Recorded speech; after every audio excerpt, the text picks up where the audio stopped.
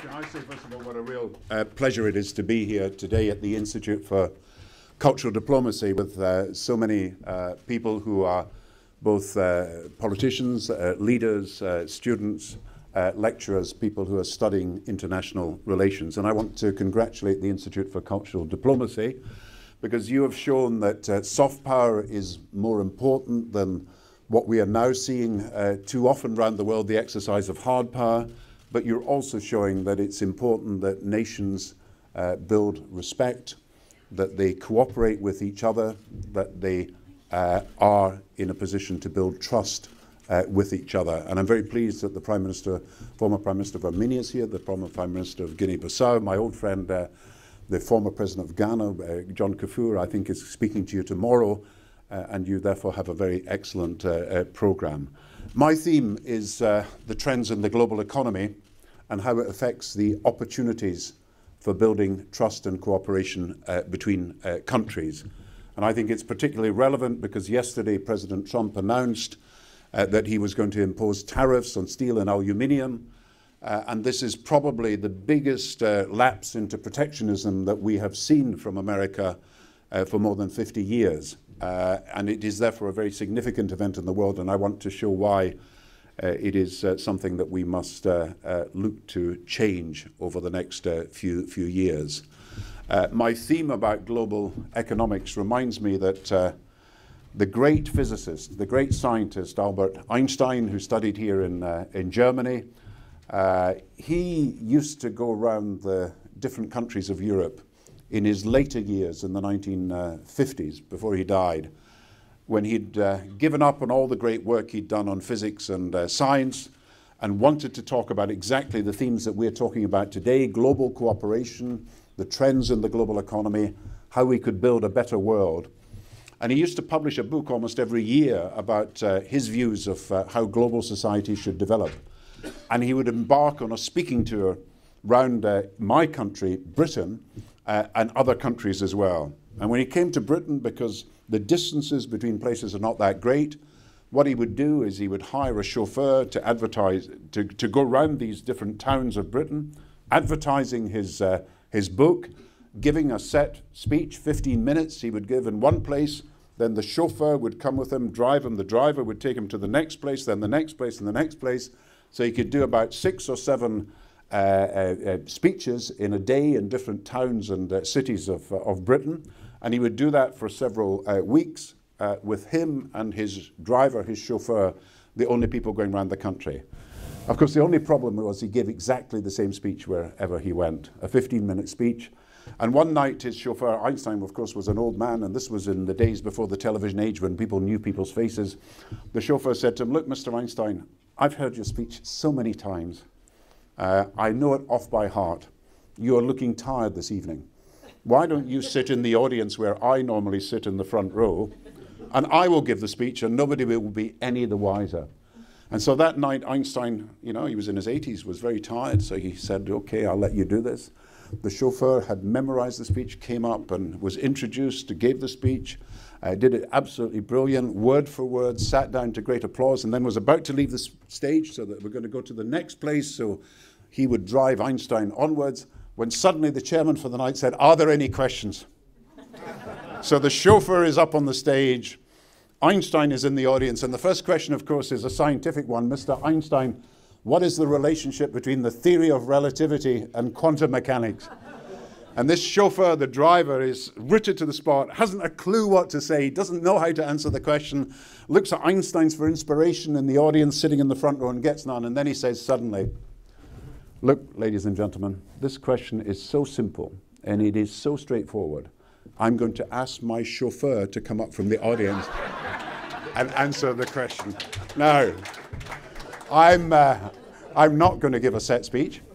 I'm not going to talk simply about the issues that I talk about on other occasions. I want to talk about something specific to what you are actually doing. Today, you've got the Global Tourism Conference in Berlin. The numbers of people who are traveling between countries as tourists has grown dramatically over recent years. So you see increasing contact and increasing communication between peoples. as a result of tourism. It's gone from 500 million to 1 billion at the turn of this by 2010 to 1.3 billion now, to 1.7 billion they expect in the 2020s or 2030, and it will certainly rise to 2 billion, mainly because people in Asia are traveling far more from their country of origins for holidays and for tourist visits. And so you will see this increased connection happening around the world, more and more people traveling from one country to another. Students. 1 million students a few years ago were studying in countries other than their own. It rose to 2 million by 2010. It's now 3 million, rising to 4 million. It'll be 6 or 7 million. And again, you're seeing this increased connection between cultures, continents and countries simply by student exchanges, which are becoming very popular and very important to someone's education. Migration itself, very controversial, but very important. The numbers of people who are traveling and staying in the country that is not the country of their birth has risen to something in the order of 250 million. It will rise substantially in the years to come, particularly because of immigration to Europe from Africa that will become greater than immigration from the south of America into America, which has been the biggest source of Western migration in recent years. And again, you are seeing huge trends, particularly in people coming from poor countries to rich countries. 20 million 50 years ago, 100 million now staying in countries that are richer countries, having come from poorer countries. And you're seeing this increasing connectivity, this increasing contact and communication. And of course, mobile communications, as you know, makes it possible for someone in one continent to talk to someone instantly in another continent, and it makes it possible for people to find common bonds between themselves, no matter where they stay, no matter how far away they are from each other, no matter what their circumstances is in different countries, and the world is changing fast as a result of this. Now, Adam Smith was the famous economist, wrote the book, The Wealth of Nations. Anybody who studies economics will know about Adam Smith and about the work that he did in pioneering this idea of trade as the engine of growth. I actually come and was brought up in the town where Adam Smith was born, Kirkcaldy in Fife in Scotland. And Adam Smith wrote all his books there, the singularly important book, The Wealth of Nations, and then the other book called The Theory of Moral Sentiments. And if you come to the town where I was at school and where I grew up, you'll find it's unique in the sense it's got a 2-mile-long esplanade. So from the town, you look out on sea with this huge esplanade going on for 2 miles and then more, actually, round the coast. And so Adam Smith grew up in this town, and he was the son of the customs officer, and he looked out on the sea in the north, towards the North Sea, and he could see what was changing his town. It was ships coming in and out from different parts of Europe, 100 ships a year coming in and out and building trade between Britain, in this case, and the continent, the mainland of Europe. And that's why he wrote The Wealth of Nations. He could see that trade was going to transform the possibilities of economic growth and prosperity, and that contact between one country and another was going to make the biggest difference to the possibilities for economic growth. And in that way, Britain pioneered the Industrial Revolution in the world. It was built on trade between different countries of the world that Britain was able to pioneer. But Adam Smith also wrote another book that he always thought was more important than the famous book, The Wealth of Nations. And it was called The Theory of Moral Sentiments. And Adam Smith lived in this town, which was a small town, close-knit, and he could walk from his house to the school, to the church, to all the different community institutions in the area, and he thought of his place as a community. He didn't think of the world just in terms of markets, he thought of the world in terms of communities. And he developed this idea of the circle of empathy, the circle, you could call it, of sympathy, that you had in your circle of sympathy your nearest neighbors, your relatives, the people you were very close to it. And he asked himself, well, why was it that if you're a human being, and there are many millions of human beings in different parts of the world, you didn't feel any sympathy for people in Asia or people in Latin America or people in Europe, and yet you had sympathy towards your fellow human beings expressed through your sympathy for your relatives? And he asked the question, why is it if there was an earthquake in China and a disaster there, you would be more concerned about a cut in your finger than you would be about the lives of thousands of people who were dying as a result of a disaster in a far-off land? And he said the answer is that as we know more and as we communicate more and as we are more educated, this circle of empathy will expand. So the circle of empathy is restricted to our relatives and friends as things stood in the 18th century. But he predicted that as we had more information about people who lived in other countries, as we were able to communicate with them more, he didn't anticipate the internet, but he anticipated travel and he anticipated people moving from one country to another. And as our moral sense became more sophisticated through education, that we would build connections with the rest of the world, even from a local small town in the north of the continent of Europe into Asia, America, and beyond. And so Adam Smith's idea is still relevant. The circle of empathy could and should continue to expand. As we know more about people, as we communicate with them, and as we educate our moral sense about the importance of our interconnectivity with people and countries and continents, then that circle of moral empathy and sympathy, whatever word you use, empathy or sympathy, can expand.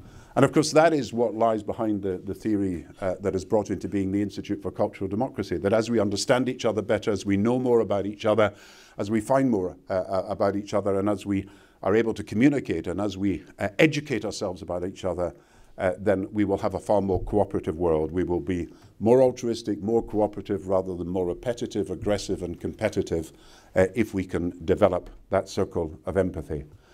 But when you look around the global economy today, and this is the point I really want to make, and then show how we can answer this, the opposite seems to be true. We have just seen the big announcements of protectionism. And it's not just the Americans banning steel and aluminium and trying to suggest that it's America first, and in a sense, despite what he says, America only. We have seen the failure to deliver a world trade agreement. The first time for 50 years that there is no world trade agreement in place. We had trade agreements from the 60s, the 70s, the 80s, and now we don't have one. We've seen America pulling out of the Trans-Pacific Partnership. We know it's difficult now to imagine a European-American trade deal as people had hoped for over a period of time. And so protectionism is on the rise. And it seems to be every country for themselves in this new atmosphere of trade protectionism. And that is a feature of the modern economy that you would not have predicted 10 or 15 or 20 years ago. And the second thing that has happened that seems to confound what Adam Smith said, that we would understand each other better, that we'd build better relationships, that we would be able to educate people about the advantages of cooperation, is of course what we're also seeing, the growth, particularly in Europe at the moment, of populism. It's true of America, it's true of other countries outside Europe, but it's particularly true of what we are seeing in Europe. So we've got protectionism, which is economic action that is taken to isolate countries one from another and separate them off, as if the competitive advantage lies in not having trade cooperation. And we now have populism. And populism is expressed last Sunday in the Italian elections, where the majority of people seem to vote for anti-European parties. It seemed to be expressed in Brexit, where sadly my own country voted that they wanted to leave the European Union. It's seen in the rise in Germany, this country, of what's called the AfD, the party of the very far right in Germany, which is particularly hostile to Europe and to immigration. But it's seen right across Europe, whether it's the illiberal democracies of Hungary and Poland, and what is happening in some parts of Eastern Europe, and indeed further on into Russia, but it's also seen in the protectionist support, the support for populist and protectionist parties from Norway to France to Spain. And this is a feature of modern Europe that we've got to take into account if we're looking at what the future holds for us. So on the one hand, we have protectionism, On the other hand, we have what you might call isolationist populism or nationalism, or you have a rise of xenophobic views. And these are two factors that seem to suggest that all the hope that we had and Adam Smith had about greater cooperation between countries is being undermined by what's happening. I want to suggest that both the protectionism and the populism are symptoms of what you might say is a more fundamental issue that we've got to address. They are both symptoms of people's response to global change, of people's worries and fears and anxieties about what is happening to their jobs, their livelihoods, their families, their cultures, their countries, as a result of the spread of global economic change over recent years. And it's because people feel that globalization is a runaway train, out of control and uncontrollable, because they feel there is nothing they can do about it but demand to take back control. That was the slogan in the European referendum in Britain, and it's the slogan of many populist parties across Europe, and in a sense the slogan of Donald Trump in America. And so you've got the rise of populism, the rise of protectionism, and that is a symptom of this bigger problem that people do not know how to handle what has been the most important feature of world economics in recent years, and that is globalization.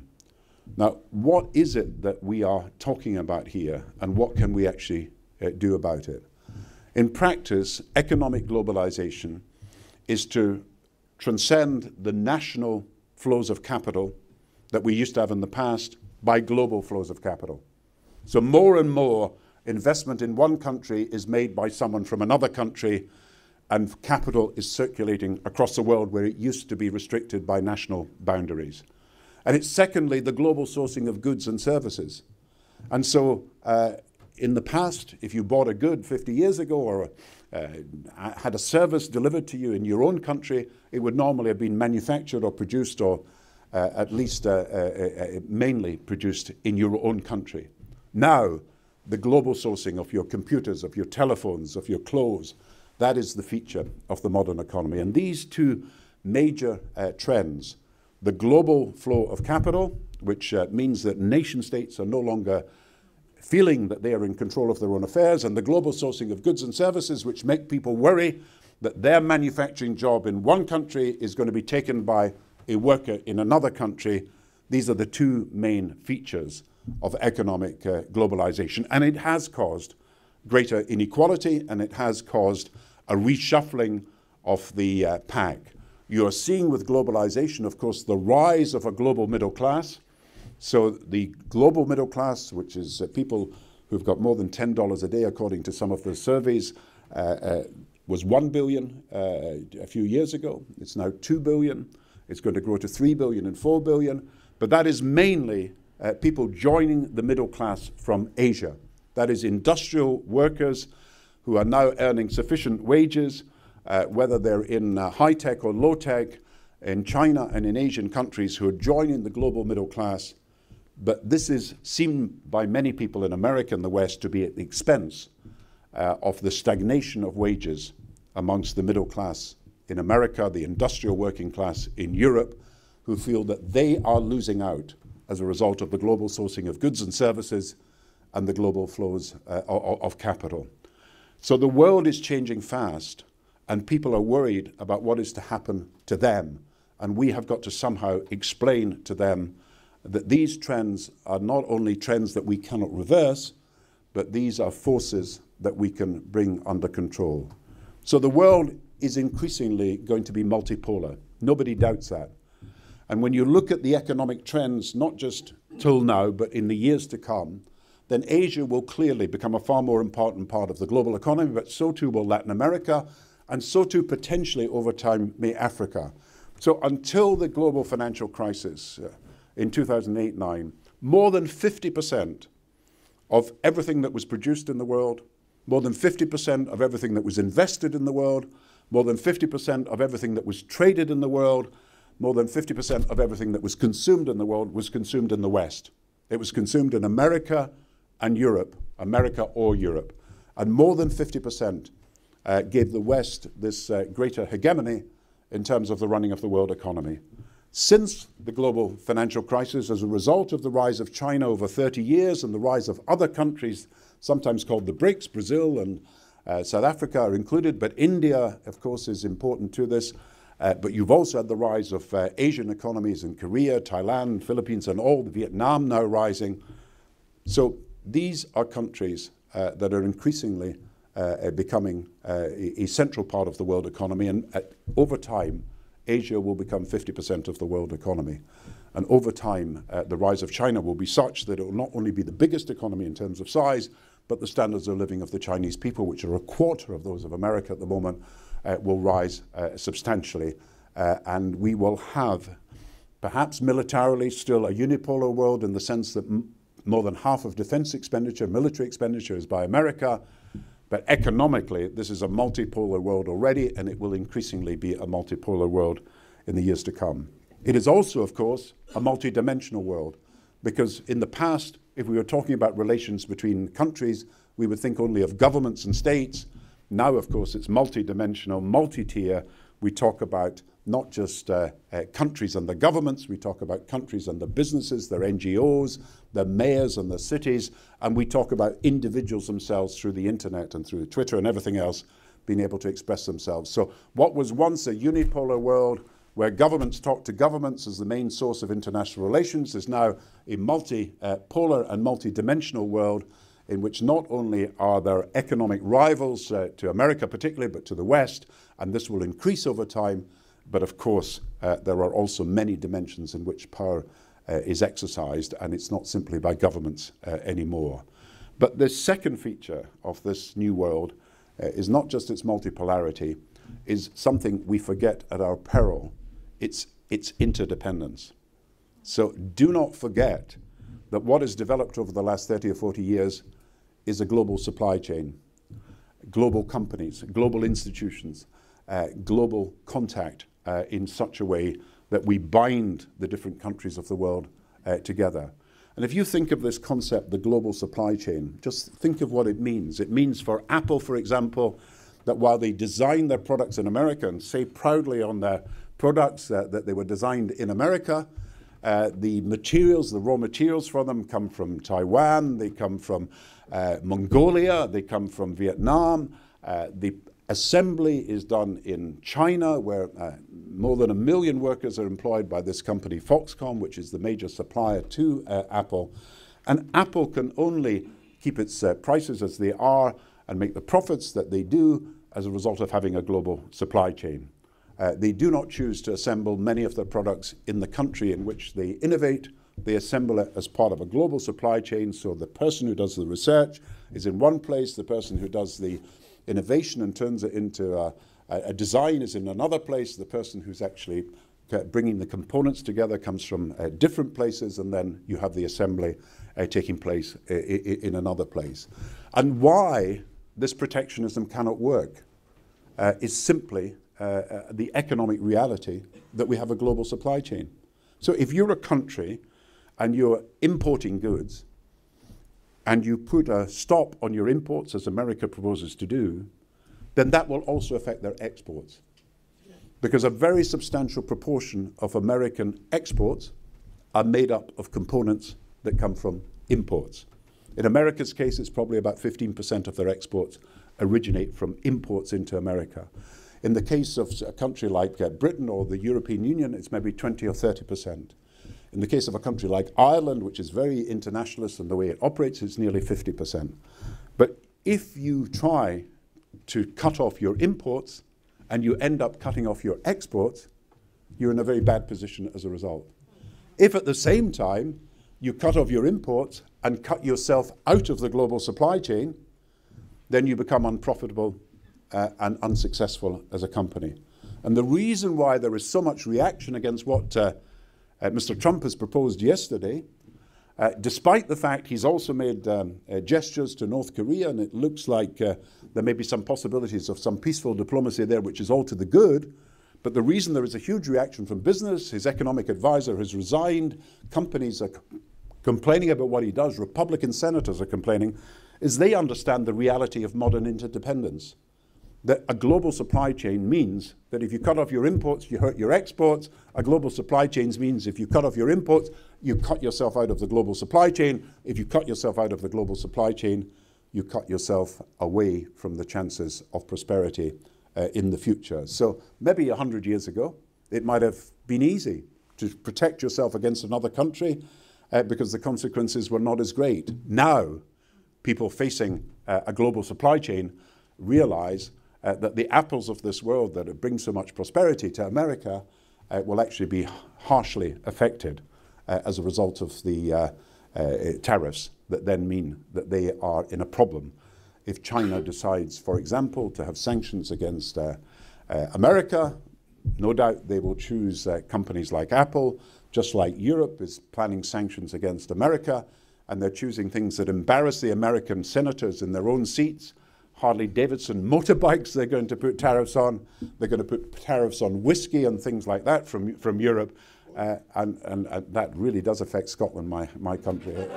And you then see a trade war, because one retaliates, then the other retaliates, then the other retaliates. And protectionism is actually against the modern economic reality that I've just been describing, that we are part of a global supply chain. And the real question is not how you abandon the global supply chain and global cooperation in economics, which is almost impossible now to do, and more countries want to be part of that global supply chain, including, it looks, North Korea. The real question is how you build on that cooperation. And here are my last remarks to you about how we build more effective global cooperation. There have been huge setbacks in recent years. The World Trade Organization, as I say, is not working effectively. We have a climate change agreement, but America has pulled out of it. We have little cooperation on arms reductions and nuclear strategies between countries. And indeed, the threshold for nuclear conflict has become more difficult in the last few weeks as Russia has announced new nuclear weapons that it feels it can use, and America has announced that great power rivalry, not terrorism, is its biggest problem, and that they're prepared to consider using nuclear weapons to deal with conventional weapons as shot and used by an enemy. And therefore, the chances of escalation are actually growing and not reducing as a result.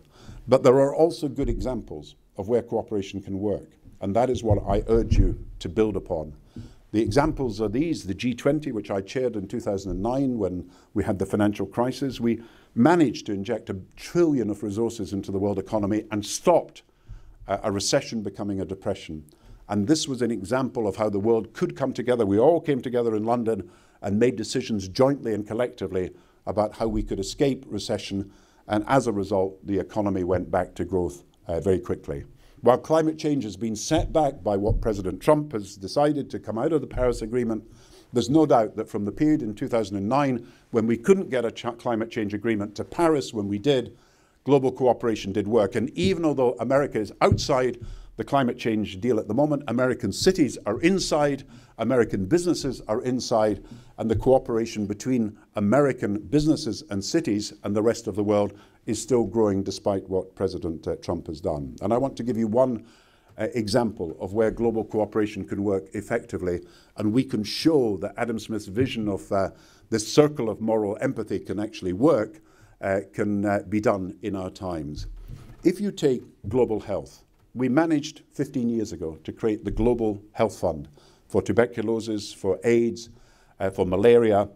That was a major advance, and its last replenishment, I think, got $13 billion pledged to it by all the different countries of the world. So keen are they to achieve the Millennium and Sustainable Development Goals that we reduce infant mortality, maternal mortality, we eradicate preventable diseases, and therefore it's a good example of cooperation that continues despite some of the trends to protectionism. The Global Vaccination Initiative. You know that 500 million children have been vaccinated as a result of a global initiative that relied on what was called the International Finance Facility on Immunization, raising funds in the private sector so we could front-load vaccinations and immunization of children in the poorest countries of the world. And 5 million lives at least have been saved just by that one initiative. Now we have a new initiative, Take Global Education, vastly neglected. You know, today there are 260 million children who are not going to be at school. 260 million school-aged children are being denied an education in different parts of the world. You know, there are 400 million children who will finish their education at 10, 11, or at best 12 and never be back in a school again. And you know, there are 800 million children across the world who finish their education early because of poverty, because they are unable to stay on in school because education is neither provided or is not of a high enough quality, and they will not have the qualifications necessary for the labour force of the world. And that is the situation of education today, that we promised in the Sustainable Development Goals that every child would be in education. We now have a situation where even in 2030, the timetable we have is to get to that by 2030, we will still have 800 million children who will not be getting a decent education and 200 million children not at school. So we have a plan. It's called the International Finance Facility for Education. I'm the UN Global Envoy on this. We are trying to win support from countries to invest in education. Only 9 billion is invested a year in aid on education to get kids in poorer countries to school. Only 9 billion, which is roughly less than $10 per child in Africa and Asia. Not enough even in aid to provide for one textbook for a child.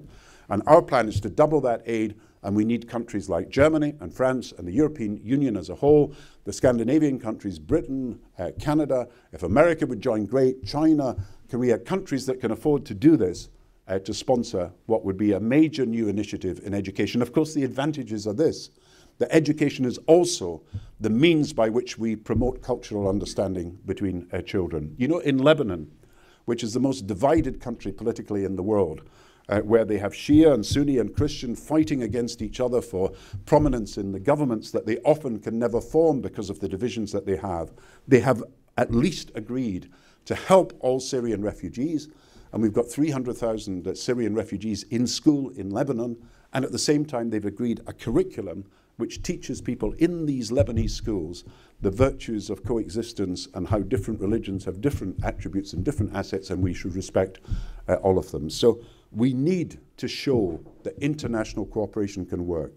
There is a practical example of what can be done, which is to create this year at the G20 in November in Argentina, the International Finance Facility for Education. And if we can show that cooperation can work where countries come together for a global good, like education, as we did on health, then we can show that those people who say that international cooperation cannot work, that it's every nation for himself or itself, that it's isolationism that is a better policy than cooperation, we can prove that these are wrong. But that will need not just governments, it will need you, it will need businesses, it will need civil society, it will need NGOs, as well as governments, to say that we need to show that global cooperation can work. Now, part of your conference, and this is where I end, has been to discuss how nations brand themselves and how they present themselves to the world. And part of what the Institute for Cultural Diplomacy argues is that nations should be honest about what they are, rather than simply create propaganda through their television stations or radio stations, giving a false impression of how liberal or how tolerant or how good they are in what they do for the rest of the world. And nations often make mistakes when they try to brand themselves. I remember when we came into government in 1997, and I was Chancellor of the Finance Minister, there was an attempt to rebrand Britain, and it was called Cool Britannia. And then we talked about young Britain. Just like Australia called itself a young country, we started to call Britain a young country. And of course, it was totally against the grain, because people think of Britain as historically a very stable country over centuries, and one of its virtues is its institutions and its values and its belief in liberty and tolerance and fairness and social responsibility over a long period of time. And they don't think of us, and never would, as one of the youngest countries in the world. Or, to be honest, given what happened, they didn't think we were that cool either. And so nations' brandings can go wrong, and you can make a mistake in how you present yourself to the world. And of course, some countries have been incredibly successful in doing so. Just think of Germany.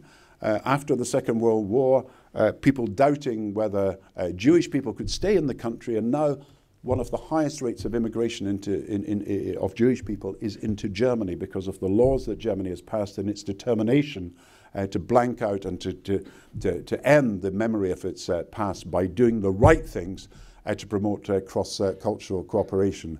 Now, just end with one story, America. And it's fascinating because think of the biggest branding that has ever been done, in a sense, and that is the Statue of Liberty.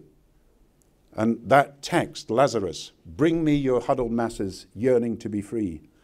And that sent out a message about America, that it was tolerant, that it was open, that it was receiving of people who came from some of the poorest parts of the world, and that it was a country that you could think of as a country of the future because so many different ethnic groups would be prepared and feel safe to come to America.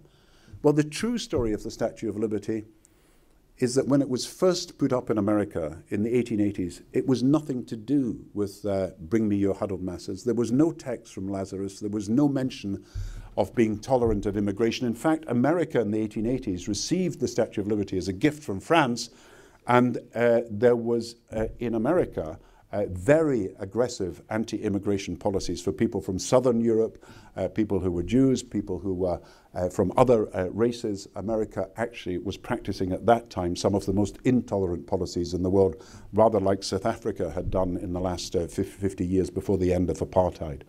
It was only in the 20th century, at the beginning of it, that this text, bring me your huddled masses, was put inside the Statue of Liberty, hidden away by someone who was a supporter of the poet and wanted the poet to be better known. And it was only in the 1950s that the text was put on the near the front of the statue and publicized as a result. And it was over these 50 years, from 1900 to 1950, that America became a more tolerant, more open, more receiving society, more welcoming society for people. And so the images of countries can change over time. And just think of Canada. Canada had a White Canada policy, effectively, and now it is seen around the world as a country that is the most tolerant of immigrants.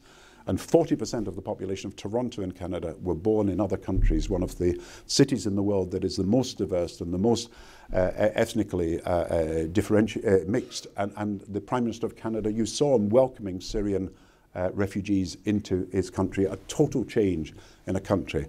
And what I've learned is that what really matters about a country and why people will visit it, why people as tourists, why people will want to come as students, why people will want to invest in it, why people will want to trade in that country, why it will be attractive to people around the world as an emblem of something that they think is important, is if a country is outward looking, if a country is tolerant, if a country is respectful of human rights, and is a country that is prepared to cooperate with other countries. So not only are the economic realities of this world pointing to the need for greater international cooperation and a rejection of the protectionism and the anti-globalization themes that suggest you should restrict and be xenophobic about people coming to your country, but also the way cities, and it's not just countries, the way cities and communities will present themselves to the world to best effect